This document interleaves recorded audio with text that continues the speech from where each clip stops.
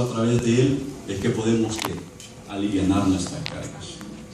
Y es bonito cuando uno escucha Dad, you are my hero. Es bonito escuchar eso. Y especialmente cuando se han hecho las cosas de una forma correcta.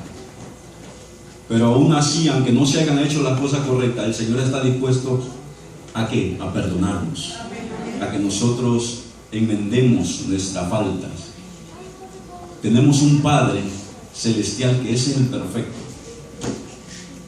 Y podemos decirle en esta mañana ¿a quién? A nuestro Dios, you are my hero.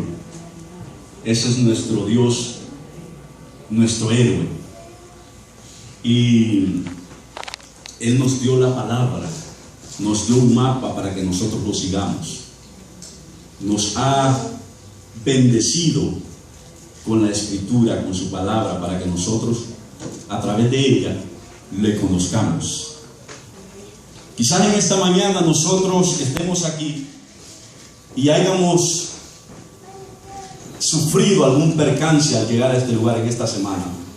Quizás nosotros estemos pasando por un dolor, porque eso es lo que trae este mundo. Quizás nosotros hemos sido golpeados emocionalmente, porque Satanás ha quitado nuestros privilegios. Satanás nos ha quitado nuestra herencia de ser perfectos en este mundo.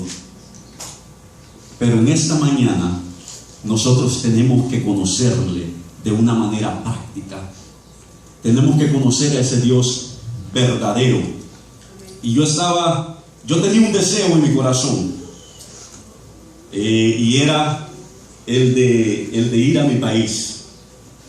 Pero no quería ir solo. Quería llevar a los niños, a mis niños, quería llevar a la esposa. Quiero decirle que veo aquí varios hermanos dominicanos también. Mi esposa es dominicana. Así que mis hijos son mitad dominicano y mitad hondureño. Pero yo tenía ese deseo de llevar a mis hijos a una playa tropical de los países nuestros, para que ellos conocieran en realidad lo que es una playa. No estoy diciendo que aquí no hay playas bonitas, ¿verdad? Pero sí que tenía ese deseo y el Señor me cumplió ese deseo. Llevé a mis hijos, llegué a aquella playa hermosa, comencé a divisar los árboles, los cocos, las palmeras. Comencé a ver aquel mar azul, aquel mar verde. Y yo dije, yo quiero ir hasta allá, yo quiero ir en medio, yo quiero ir al fondo del mar. Alquilamos un bote, llevé a los niños, le pusimos todo, las carátulas, todo lo que necesita para ir al mar. Llegamos a aquel lugar, iban 2 expertos con nosotros. Cuando comenzamos a ver aquella belleza en aquel mar, me hundí en el mar y comencé a ver lo imponente que es ese mar. Yo dije, qué maravilloso es Dios. Mis hermanos, algo que da hasta ¿qué? Hasta miedo. Y mis hijos estaban ahí en aquel bote con miedo y no queremos entrar. Papá, no, yo no quiero ir. Yo no quiero bajar. Y se bajaron y andaban por encimita del agua. Así que tomé uno de ellos y lo sumergí en el agua. Cuando ese niño salió de ahí me dijo, papá, allá abajo hay otro mundo. Allá abajo hay otro mundo. Mis hermanos, cuando nosotros profundicemos en esta palabra, vamos a encontrar un mundo que será eterno. Amén. Será por la eternidad. Y es maravilloso porque el Señor nos preparó la alfombra hacia la eternidad. Nos ha dado la Biblia, nos ha dado el espíritu de profecía, nos ha dado ¿qué? Los libros proféticos, que son ¿cuáles? Daniel y Apocalipsis. Nos ha revelado cómo nosotros podemos llegar a esa eternidad. Y recordemos una cosa: el Señor no le impone al ser humano. El Señor, Dios no le trajo la Biblia, Dios no trajo la Biblia y le dijo: tenga la Biblia, aquí está, léala, escudriñela y obedezca. Dios no, Dios trabaja de una manera maravillosa con el ser humano.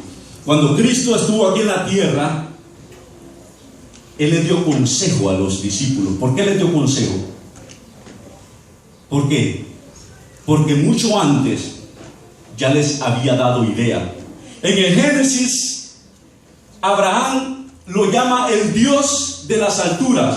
¿Por qué? Porque él no tenía algo claro, él no tenía la idea, pero Dios se la dio, porque ese es Dios con el ser humano, porque ese es Dios para nosotros. Él nos revela y le construyó ¿qué? Pensamiento. Para Abraham, ¿cómo lo llama Abraham en el Génesis? El Dios desconocido. ¿Por qué? Porque él no lo tenía claro. Él todavía no sabía. No tenía un plan definido de decir, bueno, cuando yo sigo conductas cristianas, quiere decir que soy ¿qué? Cristianos. Cuando yo alabo a Dios, quiere decir que soy ¿qué? Cristiano. Cuando yo me someto a la voluntad de Dios, quiere decir que soy ¿qué? Cristiano. Pero noten una cosa: Abraham pasa el tiempo, pero Abraham llega a tener una relación con Dios más cercana. Y un día Dios se acerca a Abraham y le dice: Abraham, voy a destruir aquella ciudad. Y Abraham le hace la pregunta, le dice: Señor, si hubieran 50 justos en esa ciudad, ¿destruirías a esos 50 justos? ¿Destruirías esa ciudad por los 50 justos? Señor, si hubieran 40 justos, ¿destruirías a esa ciudad por los 40 justos? Si hubieran 30, si hubieran 20, si hubieran 10. Y Dios le contesta y le dice: Abraham, tranquilízate. ¿Qué es lo que querés? ¿Salvar a Lot? No hay ningún problema, vamos a hacerlo. ¿Por qué? Porque Dios conocía a Abraham y Abraham conocía a Dios. Dios era amigo de Abraham y Abraham era amigo ¿de quién? De Dios. Ahora otra anécdota. Dios se le presenta a Abraham, a Moisés, en una zarza. Escuchen, ahí comienza Dios a crear pensamiento para la humanidad. Y una vez que Moisés, que Dios lo utiliza para que saque al pueblo de Israel, comienza a construir ¿qué? Pensamiento para la humanidad. ¿Saben por qué? Porque después que ellos salen del pueblo de Egipto, es que se escriben los 27 libros de los 29 que se encuentran en el Antiguo Testamento. ¿Ven cómo Dios trabaja con el ser humano? Dios no le impone nada al ser humano. Por eso nuestro conocimiento determinará nuestra salvación. Nuestro conocimiento en esta palabra y en Dios determinará nuestra salvación. Mis hermanos, ¿qué pensamientos tenemos nosotros ahora mismo? Vamos a hacer una prueba. ¿Qué les parece si hacemos una prueba? ¿Hacemos una prueba, sí o no? ¿Qué pensamiento tenemos nosotros? Si ahora mismo yo le digo manzanas, ¿en qué nosotros pensamos? Tamaños, colores, sabores. ¿Esos son qué? Pensamientos. Cómo se escribe es su concepto. ¿Cómo se lo enseñaron en la escuela? Al niño no vinieron y le pusieron una manzana y le dijeron: niño, aquí hay una manzana, cómala. No, ¿verdad que no? ¿Cómo se lo enseñaron? ¿Cómo le dijeron? Manzana. Y aquel niño comenzó a escribir la palabra ¿qué? Manzana. ¿Sabe qué le dieron ahí? Le dieron el concepto. Pero más adelante este niño se encuentra con una manzana y comienza a tener ¿qué? Pensamiento sobre esa manzana y dice: oh, manzana tiene colores, manzana es pequeñita, papá, yo quiero una manzana dulce, y comienza a tener ¿qué? Pensamiento, y comienza a tener una relación con ¿quiénes? Con sus padres. Ese es Dios con nosotros. Por eso es que nosotros tenemos que conocerle a ese Dios y llegar a tener una relación íntima con Él, porque nuestro conocimiento determinará nuestra salvación. A usted tiene que haberle sucedido esto. Muchas veces en la calle usted encuentra personas que dicen: yo creo en Dios. ¿Sí o no? Yo creo en Dios, porque yo tengo amigos que me dicen: no, yo creo en Dios. ¿Vas a la iglesia? Sí, voy a la iglesia. Pero yo no voy a la iglesia, pero creo en Dios. ¿Por qué? Mira el firmamento, mira las estrellas, mira el mar, mira las plantas, mira las hojas verdes del campo, mira el canto de un pajarillo, y comienzan a decir por qué creen en Dios. Pero es muy diferente, mis hermanos, es muy diferente, amigos, creer en Dios que conocer a Dios. Y aquí es el punto que quiero tocar, hermanos. Es que nosotros hemos llegado a la misma situación del mundo, y hemos llegado a creer en Dios, pero no lo hemos conocido. Y entonces actuamos a ser cristianos. Por eso cuando se encuentra el autor con el cristiano, le dice el cristiano: dime cuál es el éxito. ¿Por qué Hollywood, con unas películas mentirosas, llena todos los cines? ¿Por qué las redes sociales se llenan y todo el mundo quiere ver sus películas? ¿Por qué Hollywood hace tantos millones de dólares y la gente va al cine a verla? Los adventistas, muchos adventistas, van al cine a ver esas películas mentirosas. Explíqueme cuál es el éxito, le dijo el cristiano. Y él calmadamente le contestó: es que nosotros actuamos una mentira como si fuese una verdad, y ustedes predican una verdad como si fuera una mentira. Cuando Cristo estuvo aquí en la tierra, contó una parábola y mandó a dar todas las invitaciones a todos aquellos que querían ir a las fiestas de las bodas. Comenzaron a dar las invitaciones. Llegó el día de la boda y estaban dos sentados recibiendo a todos los invitados. Pero ellos no se dieron cuenta de que entró alguien sin vestido de boda. Sin vestido, ¿para qué? Para las fiestas. Pero Jesús, que discierne los corazones y desenvuelve las mentes, se dio cuenta de que había alguien que no estaba vestido adecuadamente para las bodas. Y le dijo: amigo, ¿cómo entraste? Para no hacer esto largo, mis hermanos, para resumir esta parábola, esto es lo que va a suceder. Señor, Señor, en tu nombre hicimos milagros. En tu nombre sacábamos demonios. En tu nombre íbamos a la iglesia todos los sábados a alabar tu nombre. Y el Señor dirá: apartaos de mí, no os conozco, hacedores de maldad. ¿Por qué debemos conocer a Dios, hermanos? Porque nuestro conocimiento determinará nuestra salvación. El versículo dice: y esta es la vida eterna. Juan 17:3. Y esta es la vida eterna, que te conozcan a ti, el único Dios verdadero, y a Jesucristo, a quien has enviado. Y esta es la vida eterna. El Señor nos va a dar la solución. El Señor nos va a explicar. El Señor nos va a definir qué es la vida eterna. Note que la vida eterna no dice aquí que es que sepan en Dios o en Jesús. No es que crean en Dios o en Jesús. ¿Por qué, mis hermanos? Porque conocer es algo más profundo, es algo más cercano a saber, a conocer acerca de. La vida eterna no es ser pentecostal. La vida eterna no es ser adventista del séptimo día. La vida eterna no es ser católico.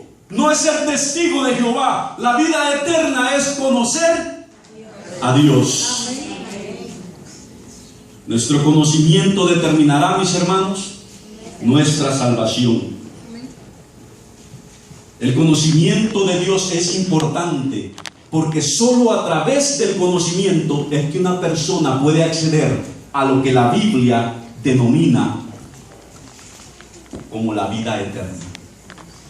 El conocimiento es importante porque solo a través de la Biblia es que podemos nosotros llegar al cielo. Y nosotros tenemos un privilegio en esta iglesia.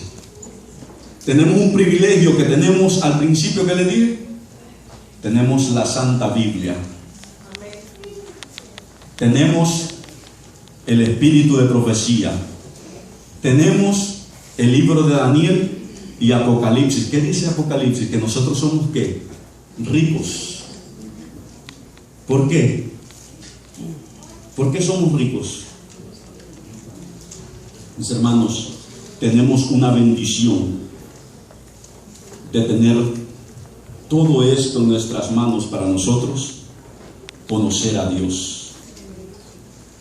Y hay cierta molestia cuando se quiere indagar. Ve que hay personas que les molesta que personas quieran escudriñar la palabra de Dios y se sienten incómodos y dicen son fanáticos. No, eso no es para el tiempo de hoy. Entonces, ¿para cuándo es? La hermana Elena G. de White dice que los libros que le tenemos que prestar sumamente importancia son Daniel y Apocalipsis. Dice que nosotros en este tiempo le tenemos que estar prestando una atención especial. Y le voy a leer una cita aquí del evento de los últimos días. Dice así: se necesita un estudio mucho más detenido de la palabra de Dios, especialmente Daniel y Apocalipsis. Deben recibir atención como nunca antes. La luz que Daniel recibió de Dios fue dada especialmente para estos postreros días. ¿Para cuándo se puede dar? Para estos postreros días. Los solemnes mensajes que en el Apocalipsis se dieron en su orden deben ocupar el primer lugar en nuestro pensamiento de los hijos de Dios. Hay muchas personas que no comprenden las profecías que se refieren a estos días y por lo tanto deben ser ilustradas. Es el deber de los centinelas y los laicos dar a la trompeta un sonido certero. ¿De quién es la responsabilidad? De dar un sonido certero. El gobierno de los Estados Unidos, ¿cómo prepara su ejército? Usted piensa que ellos van a la guerra sin preparación.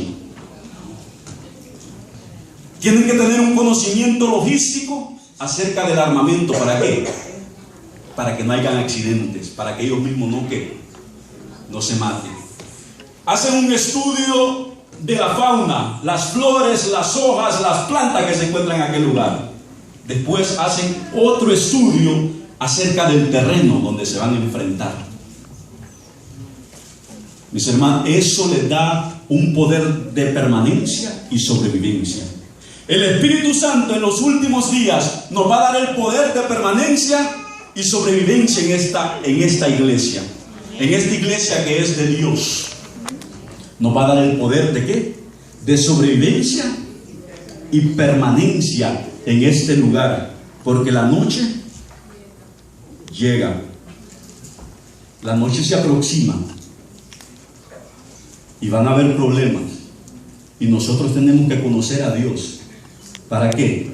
Para cuando vengan los embates del enemigo, usted se mantenga firme como la brújula al polo. El Señor quiere hacer grandes maravillas con sus hijos. Está de nuestra parte si nosotros queremos ponernos de parte de ¿quién? De su lado. Mis hermanos, para salvar nuestra vida, debemos conocer a Jesús.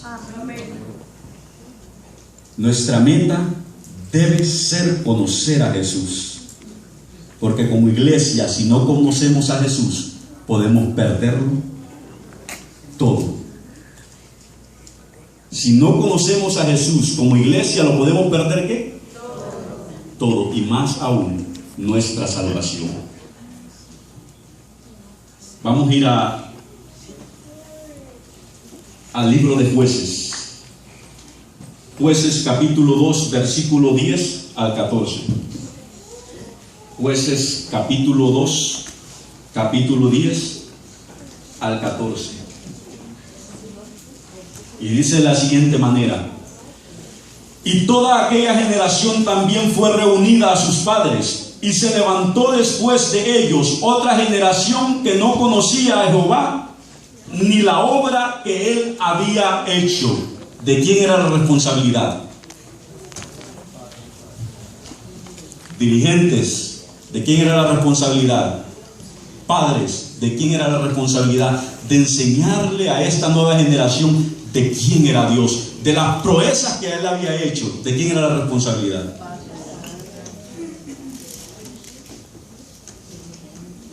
Y sigue diciendo: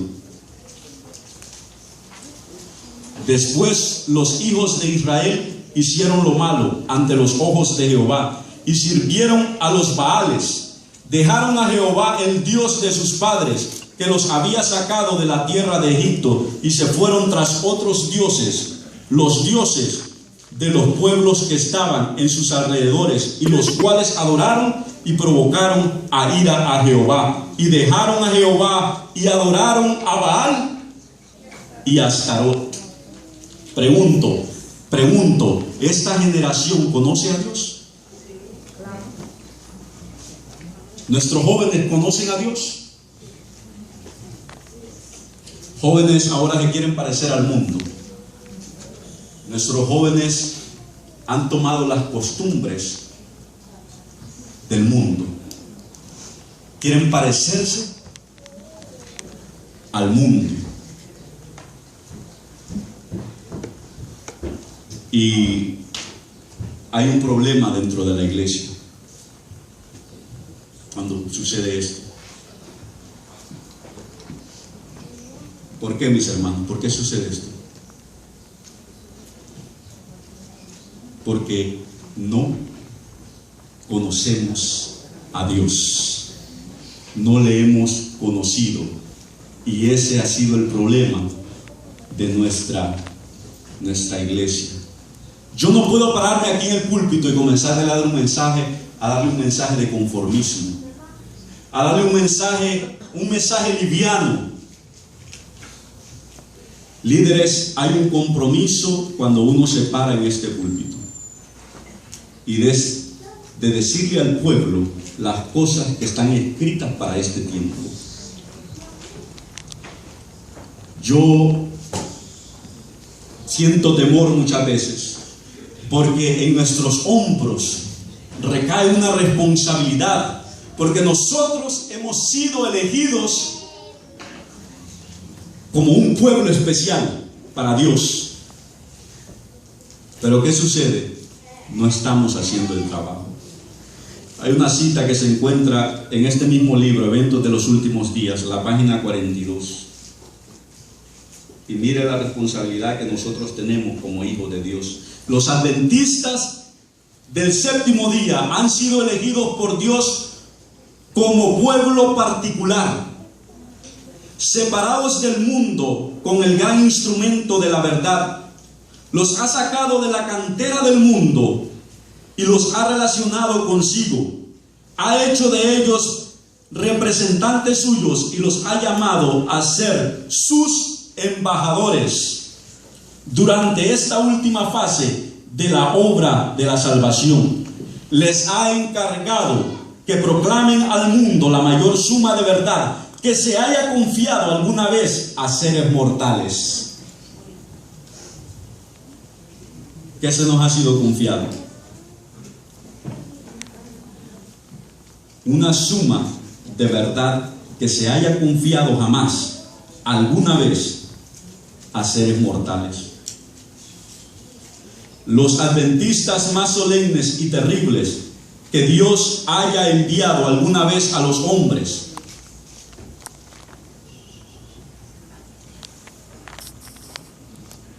es, en un sentido muy especial, los adventistas del séptimo día han sido colocados en el mundo como centinelas y transmisores de la luz.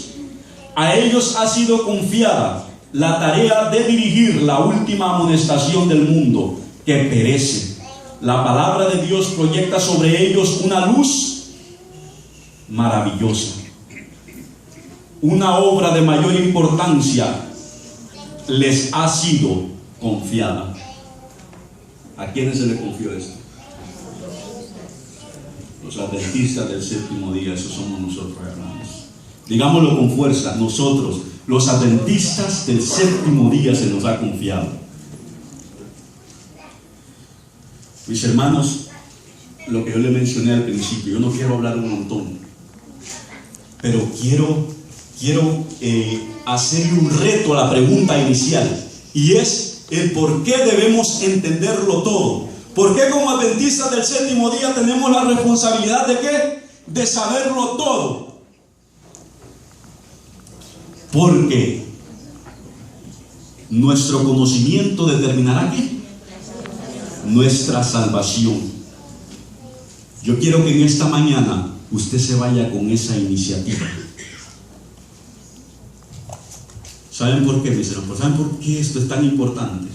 Porque después que nosotros entendamos que el conocimiento de Dios, después que nosotros entendamos que el conocimiento de su palabra es el que determinará nuestra salvación, sigue algo bien importante, y es que Jesús va a llegar a ser el fundamento de nuestra fe.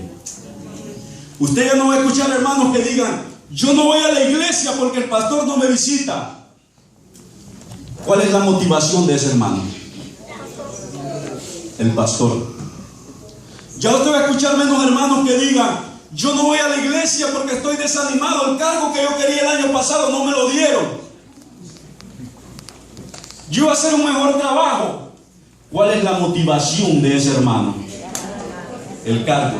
Ya usted va a escuchar menos pastores que digan: vamos a borrar a estos hermanos porque fueron a escuchar a fulano de tal, fueron a escuchar a Gambetta.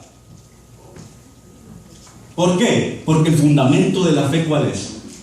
Jesús. Y entendieron que ¿qué? Que el conocimiento de esta palabra les va a determinar ¿qué? La salvación. Y después que ellos entiendan esto, entonces van a entender que Jesús es la motivación de su servicio. Ya no va a importar que el hermano no quiera venir a la iglesia, yo voy a venir a abrir la iglesia. Ya no va a importar que yo no quiera ser maestro de escuela sabática, el hermano va a ser maestro de escuela sabática. ¿Por qué? Porque entendió que Jesús es la motivación de su servicio.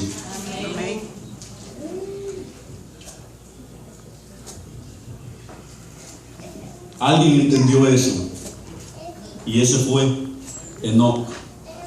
Caminó 365 días con Dios, nunca rebajó sus principios. Y dice la palabra inspirada: Enoc caminó con Dios 300 años antes de su traslación al cielo. Y el estado del mundo no era entonces más favorable para la perfección del carácter cristiano que lo que es ahora. No estaba en la misma situación, estaba en la misma situación. No hay excusa para nosotros. ¿Y cómo caminó Enoc con Dios? Educó su mente y corazón para sentir siempre que estaba en la presencia de Dios. Y cuando se encontraba en perplejidad, sus oraciones ascendían para que Dios lo guardase. Rehusó escoger cualquier curso de acción que ofendiese a Dios. Continuamente mantuvo al Señor delante de sí. Su oración era: enséñame, Señor, tu camino para que no pueda errar. Amén. ¿Qué es lo que tú deseas de mí? ¿Qué haré para honrarte, mi Dios? Así se mantuvo constantemente, eligiendo su camino y su curso de acción en armonía con los mandamientos de Dios, y tenía perfecta seguridad y confianza en que su Padre Celestial lo ayudaría. No tenía pensamiento ni una voluntad propia. ¿Por qué, mis hermanos? Porque conocía a Dios. Todo estaba sumergido en la voluntad de su Padre. Enoc fue un representante de aquellos que estarán sobre la tierra cuando Cristo venga, que serán trasladados al cielo sin ver la muerte. Amén. Enoc tuvo tentaciones, dice la pluma inspirada, así como nosotros. Estuvo rodeado por una sociedad que no fue más amiga de la justicia que la que nos rodea a nosotros. La atmósfera que respiraba estaba contaminada de pecado y corrupción, lo mismo que la nuestra. Sin embargo, vivió una vida de santidad. No se dejó contaminar por los pecados prevalecientes de la época en que vivió. De la misma manera, podemos nosotros permanecer puros e incorruptos. ¿Cuántos dicen amén? Amén. Mantengamos, mis hermanos, estos pensamientos en nuestras mentes, pero que no sea un sábado más que nosotros vengamos aquí a la iglesia, sino, mis hermanos, que siempre pensemos en que entre más nosotros escudriñamos la palabra de Dios, más nos acercamos a la eternidad, más nos acercamos al cielo. Y María venía a los pies de Jesús. María venía a los pies de Jesús y tomó la mejor ¿qué? La mejor parte. Dice que María se sentaba a los pies de Jesús a escuchar ¿qué? Las bellas historias del Maestro. Aprende a conocer a Jesús de una manera práctica. Pasar tiempo con Él. El niño mío, un día yo voy a la cama, él está acostado, me le recuesto en el pecho y comienzo ahí un ratito, me quedo un minuto ahí. Y me dice: papi, ¿qué estás haciendo? Él mismo se contesta y me dice: ¿estás escuchando mi corazón? Y después yo le dije: sí. Me quedo otro ratito más y me dice: ¿cómo suena mi corazón, papá? Y aquella escena me llevó a la escena cuando Pedro no importaba lo que estaba haciendo Jesús. Estaba rodeado de los discípulos y él hacía esto, interrumpía y se iba a sentar. ¿A qué? Al pecho de Jesús. ¿Por qué, mis hermanos? Porque él sabía que el conocimiento de Jesús